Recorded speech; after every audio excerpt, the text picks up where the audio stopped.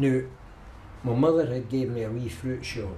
I says, I wish I could get a pitch at the Barras, you know. I had bought 20 case of apples and I got 18 cases opened up and I stood them up that way against the stall, you know. 5 for a shilling, Q a mile long, sold the lot. Over £200 I had drew. Well, we're very, very fortunate to have taken over a family business. 1903 was when my grandpa opened it.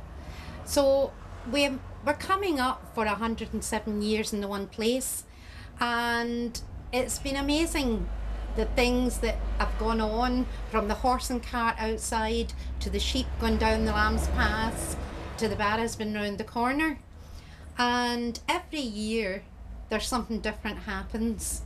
But going back to the beginning, my grandpa opened this shop then and it was only homemade sweets. There wasn't like Cadbury's or anything introduced. And he decided after a number of years when the market opened that he would take a stall there as well. My name is Al Millard, 70 years of age. Opened the shop 1960, November 1960. It's called the Lochfine Shellfish Bar. I got involved in the Barras, my Uncle Willie O'Donnell. I'm about 11, you know, and I'm earning about £half a for the weekend, which was no bad money, you know, concern, you know. Irish Paddy, right, used to lift the big cartwheel when you see. It's a big Irish guy, and he used to come down and he would lie on the ground and he would throw a breeze block and they would bust on his chest, and he used to bust chains. Irish Paddy, the strong man, he'd have a big chain round his neck and he could all the muscles. He used to put his jacket down, and when he got a pound in it, you know, he used to throw money in, he used to tie him up in chains. Right? And he can lift a man up in each hand for the ground. He could break these chains. But he was strong, with cartwheel right in the chin, big cartwheels, you know. They used to put stones, big slabs of stones in his chest, and you threw a penny in and you get a big mallet and halved it in his chest. And he tried to sell up one day and somebody stole his money. Who put the money in that? You bet it, Clarkney. Stole his money. You bet it, the hat you chipped in. So he put himself in a straitjacket this time. And he couldn't get fucking out, so he just blanked the money and bolted. He used to get everybody on a tour open, you would be pulling. I myself, about 12, 13 people pulling, and he would pull you out on your backside. He was that strong. We called him a strong man. I never ever got his second name. Oh God, the muscles. The lassie's eyes used to pop out. Oh, look at his muscles, you know. We'd go under a Clydesdale horse, and there's a straight lift from the big man. Straight lift up with the horse, hold it for a few seconds, and then down again.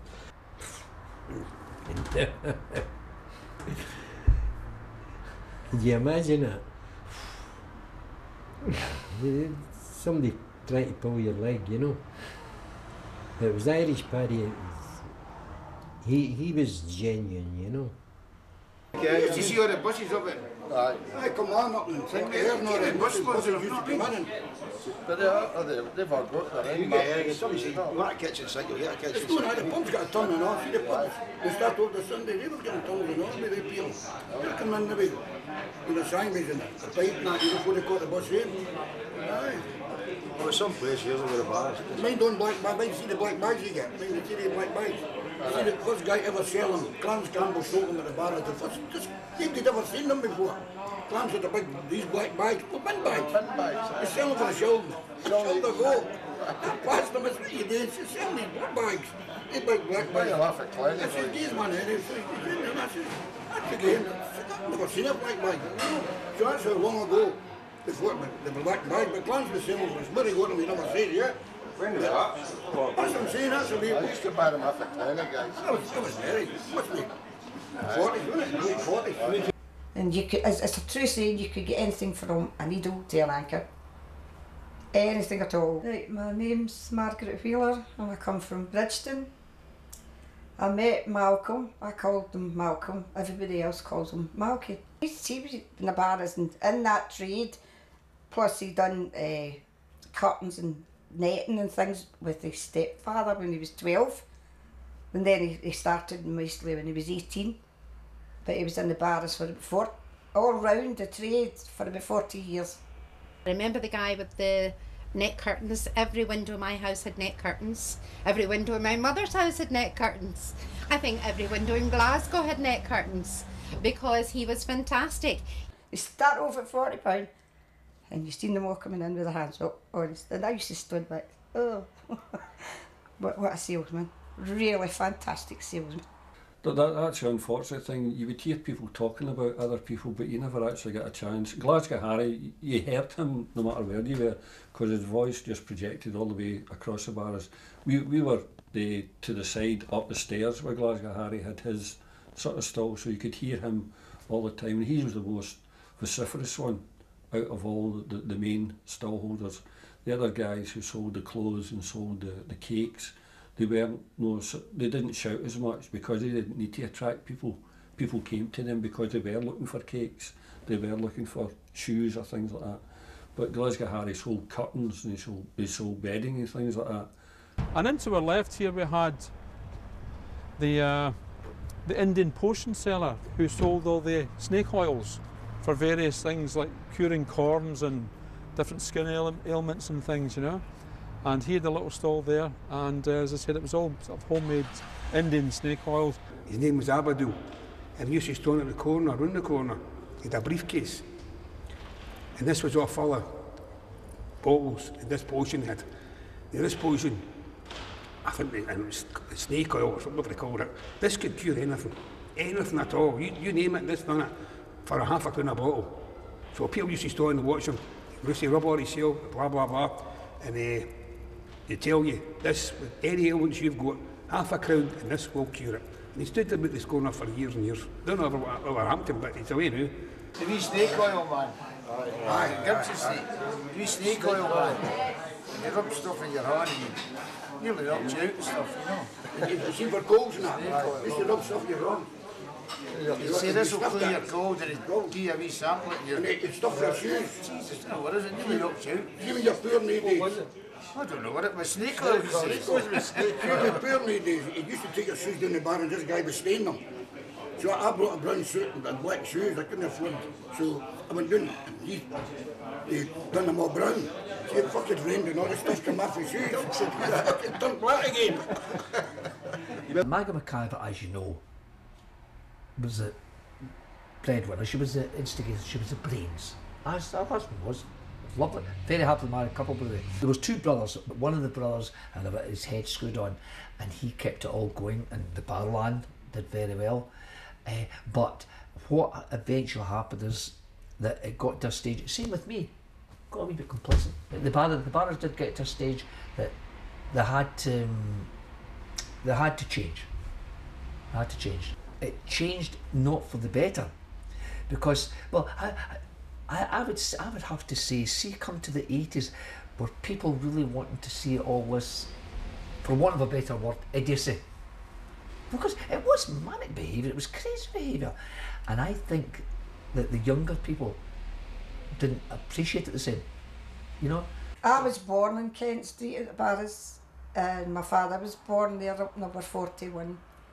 And when Maggie McIver had it, oh, it was people in the street shouting, "There, your tomatoes, a tan and a bun, a tan and a bun." It was brilliant, but now it's changed now. But then, everything was, every stall was different. The Barras is not the Barras nowadays, as far as I'm concerned, and I would imagine as far as a lot of older Glaswegians are concerned, the Barras is not the Barras. I mean, there's a lot of second-hand stalls down the Barras, a lot of clothing stalls down the Barras. Electrical, selling cheap electrical goods and things like that. You never had that. No, the electrical goods that we had were selling, as I say, were Bakelite radios, maybe the occasional old transistor radio, things like that work with batteries, but there's none of the goods that you have nowadays. And you had the rummage like the old Paddy's Market. The way Paddy's Market was when it closed down last year or the year before was the way the Barras was when we were down there. Well, you had stalls full of a pile of clothes. Well, clothing that people would rummage through. You'd the stalls full of bric-a-brac, that people would rummage through. You don't have that. You've got a little bit of it over in the back end of the bar just now, in the Gallagate side. But the old bar is certainly gone, and it's gone for good, unfortunately. But you learnt your trade in the bars, you know. I mean, there's a lot of good people and a lot of bad people, you know. But it's no like no. To me, the people have all changed, you know. It's a different setup altogether, you know. I think it's a dying institution, you know. But everybody's cutting everybody's throats with these DVDs, and people used to go like, "Jidey, why do you not get into that?" But for years I've been trying to keep the police away from me, though, you know. But they all seem to think you're a big top class villain. The bars is it's a great institution. It always will be. But what it's not the bars that will change it. It's the people that's changing. There's too much. Kids are losing interest in collecting things. That years ago they used to go out and they would collect beanos and dandies and comics and things like that, and toy soldiers and wee dinky cars and things like that. People collect paintings, but to me, people are not interested in that now. My first involvement in the Barras was in the sort of mid-80s when my friend Tom took over the managership of the Barras, Margaret McIver's Limited. And because I knew a lot of people in this area, Tom asked me to come in and give him a hand. He got to know the people. And so I enjoyed 3 years working with Tom and in the Barras. It was on a Saturday and a Sunday, just all the amazing characters that were about, you know, and the Spielers and how busy it was compared to now. It was just a phenomenal place. I love it. I work here every day of my life. I'm in the Carlton every day of my life. I love it. And as I say, we used to come there every Sunday. Every Sunday, because that was my deal for work. And when I was married at first, we and the wife, with the Wayne, we used to come down here with my dad. Because my dad never lived in here. And it's a great place to walk about. In the days, there was no Ford's Market, there was no of these big supermarket things. This was the place to be. If you wanted to buy anything, the Barras. There's people from England know about the Barras. There's people all above there, the Barras. As a child, I used to go to the Barras with with my father. Lots of nice people, great banter. As a small child, I remember the man who, I think he only had one arm, and he used to give bookie tips out, and he used to charge everybody a shilling for his tips. And there was also another man who sold blood mixture, tonic, make you feel good. And it wasn't until I grew up and I realised that all those years ago, it's quite incredible. That guy owned a yellow Rolls Royce and he sold blood mixture at the Barras. It's quite incredible. And I remember my father being there every Christmas Eve, and lots of other people being in the same position, that if you weren't able to buy it at Christmas Eve for your children's Christmas, and there was many children didn't get anything. And that was the thing about the Barras. If your child really wants something, if you go to the Barras, wait till Christmas Eve, till, you know, Christmas, and they just give everything away. In fact, and they did. If you bought something, there was a particular man there called Harry, and everybody went to wee Harry that sold the toys, and he would wait, and at the end of the day, at the end of the night, he would say, right, okay, who bought this, who bought that, put that in for your child's Christmas, and he threw out lots of things for free, and that all added to the excitement of your Christmas, because you were getting something extra, not just that one wee doll that your parent had stood all night in the freezing cold to get. There was two parts to the Barras. There was the under sort of part, which I didn't really know anything of that. I knew it would go on. Underworld part. But we were just trying to make some sort of living, and it wasn't a big living, and we were having fun, and we got to know wonderful people. That's right. That we would never have met. Oh, I wouldn't change it for the world. I enjoyed it. I couldn't have survived without the Barras, the way I was at the time, financially, with it. I mean, I've seen me taking no money and not even going claiming brew money. I think I've been unemployed 3 weeks the whole of my life. Not necessarily taking a lot of money. Sometimes going for bank loans just to survive. Yeah, and mine was a wee, mine started off surviving, then it was a wee sort of extra that I just had to work at, and eventually I took, I think it was my daughter.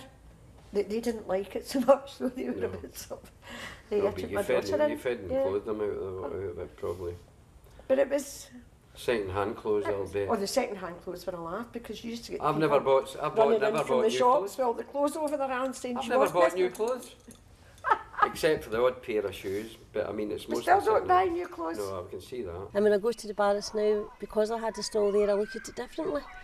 You know, you think these people are hard working, and even when I go, and I still go every Christmas Eve because it's tradition, and when I go to the Barras then I think, gosh, it's Christmas Eve and here these people are standing in the cold, and you know, there's lots of people sitting having a wine and, you know, Christmas Eve and enjoying, and these people are still out working hard, you know, and it makes you realise that, you know, it is hard graft.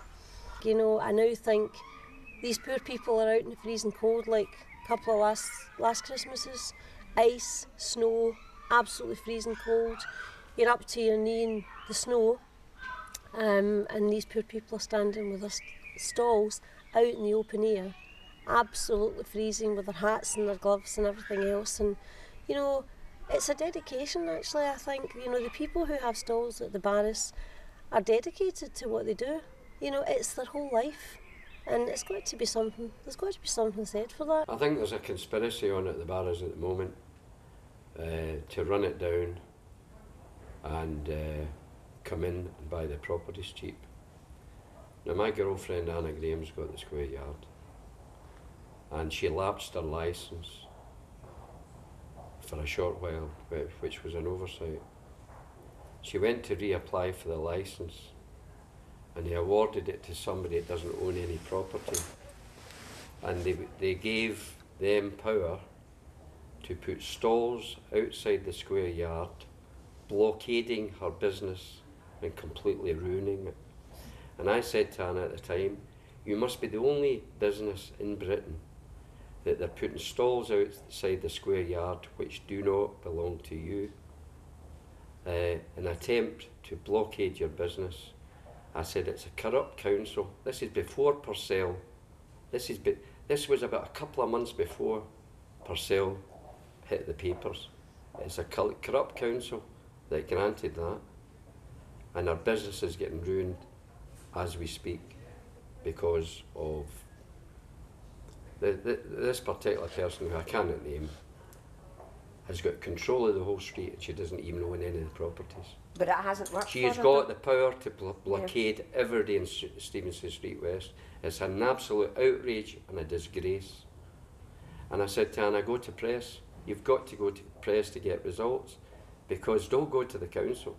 Don't go to anybody within the Barras that are so-called hierarchy to do with administration of the Barras, because you don't know whose pocket they're in. Go to the press, get the public behind you. That's the only way you're going to get a solution to this. It's an absolute disgrace. With markets springing up all over the place, then the amount of people that's coming has dwindled, you know, and it just, you know, it could be doing with just, you know, regenerated, right? And I think it's such an asset for Glasgow that, you know, really they have to get their heads together and see what they can do to sort of, you know, rejuvenate, you know, because it works elsewhere, you know, in London, you know, and especially now with, you know, the population in Glasgow changing, the ethnic community, you know, we need to try and encourage that, you know, you know, I think there should be, you know, more things, you know, catering for the ethnic community as well, you know, and, you know, making it really into like a market again, you know, and I know it's, you know, people are saying it's finished and all that. I don't agree with it, you know.